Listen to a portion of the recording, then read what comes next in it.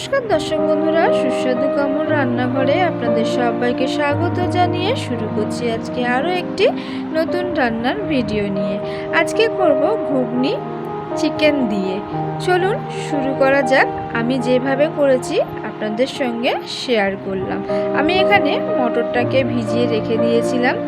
এবারে মটরটাকে আমি একটা সিটি দিয়ে সেদ্ধ করে নেব।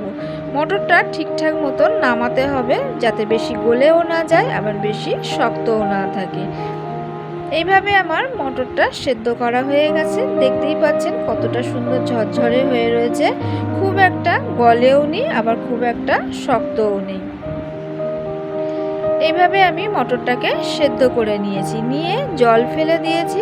এবারে এর মধ্যে আমি দিয়ে দিলাম 1 চামচের মতন রসুন বাটা। এবারে আমি এর মধ্যে দিয়ে দেব 1 চামচের মতন আদা বাটা। এখানে আছে টমেটো কুচি, দিয়ে দিলাম এর মধ্যে। এবারে দেবো পেঁয়াজ কুচি। কালারের জন্য দিয়ে দেবো রেড চিলি পাউডার। এবারে দেবো পরিমাণ মতন হলুদ গুঁড়ো আর স্বাদ মতন নুন। এখানে 2 পিস মাংস রয়েছে, এটাকে আমি কিমার মতন করে ঘষে নেব। দেখতেই পাচ্ছেন ঠিক এইভাবে আমি মাংসটাকে ঘষে নিয়েছি। এবারে আমি এর মধ্যে দিয়ে দিলাম। মাংসটা দেওয়া হয়ে গেছে। এবারে এর মধ্যে দিয়ে দেবো পরিমাণ মতন সর্ষের তেল।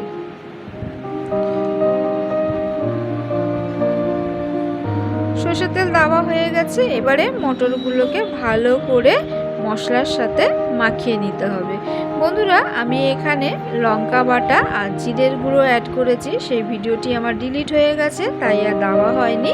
আপনারা যেমন ঝাল খাবেন সেই অনুযায়ী ঝালটা দিয়ে দেবেন।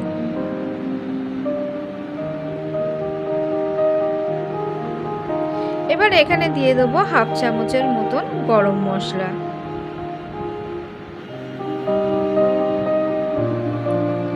জাস্ট এইভাবে একটু হালকা করে মিশিয়ে নিলাম। এবারে আমি ঢাকা দিয়ে 10 মিনিটের জন্য রেখে দিলাম। এখানে আমি নিয়েছি নারকেল কুচি। এবারে এর মধ্যে দিয়ে দেবো চিকেন মশলা আর চানা মশলা।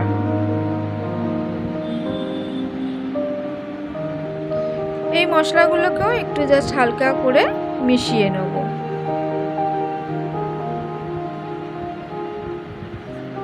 এগুলো মেশানো হয়ে গেছে। এবারে আমি এদিকে কড়া বসিয়ে দিয়েছি, দিয়ে দিলাম পরিমাণ মতন সাদা তেল। এবারে নারকেলটাকে আমি লাল লাল করে একটু ভেজে নিয়েছি। এবারে আমি এটাকে তুলে নেব।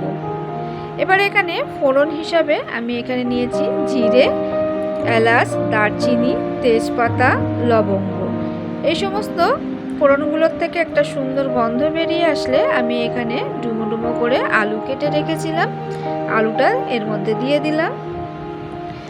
আলুটাকে লাল লাল করে ভেজে নিয়েছি।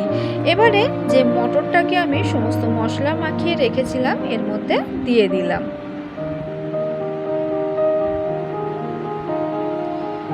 এবারে ভালো করে মশলাটা তেলের সাথে মাখিয়ে নিতে হবে।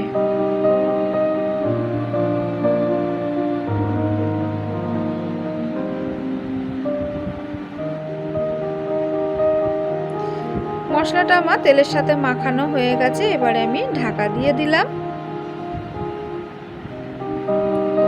এবারে ঢাকনা খুলে দেখতেই পাচ্ছেন তেল কিন্তু বেরিয়ে এসছে।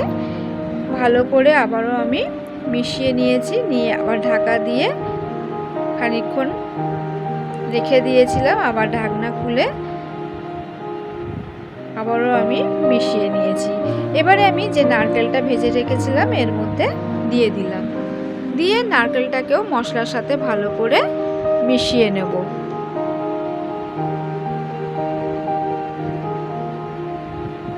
মশলা আমার কষানো কিন্তু হয়ে গেছে। এবারে আমি দিয়ে দিলাম পরিমাণ মতন জল।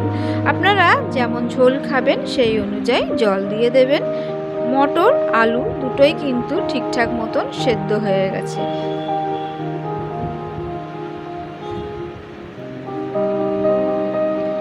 ভালো করে এবারে মশলার সাথে আমি জলটাকে মিশিয়ে নিয়েছি। এবারে এটা ফুট অবধি ওয়েট করেছি। এর মধ্যে দিয়ে দিলাম সামান্য পরিমাণ চিনি। চিনিটাকে দিয়ে ভালো করে একটু মিশিয়ে নেব।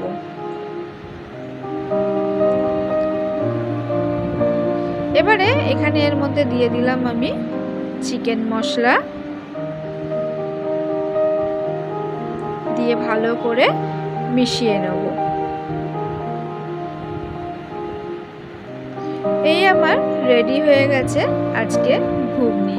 বন্ধুরা, কেমন লাগলো অবশ্যই কমেন্টে জানাবেন। যদি ভালো লেগে থাকে তাহলে একটা লাইক, শেয়ার অ্যান্ড সাবস্ক্রাইব করতে ভুলবেন না।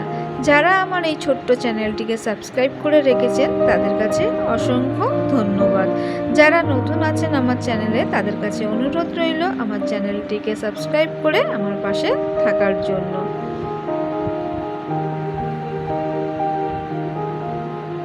আমি খুব একটা ঝোল রাখিনি, কারণ আমাদের শুকনো খেতেই পছন্দ করে, তাই আমি ঝোলটাকে একদম শুকিয়ে নিয়েছি।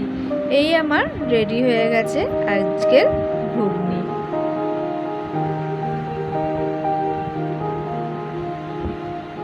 Thank you for watching.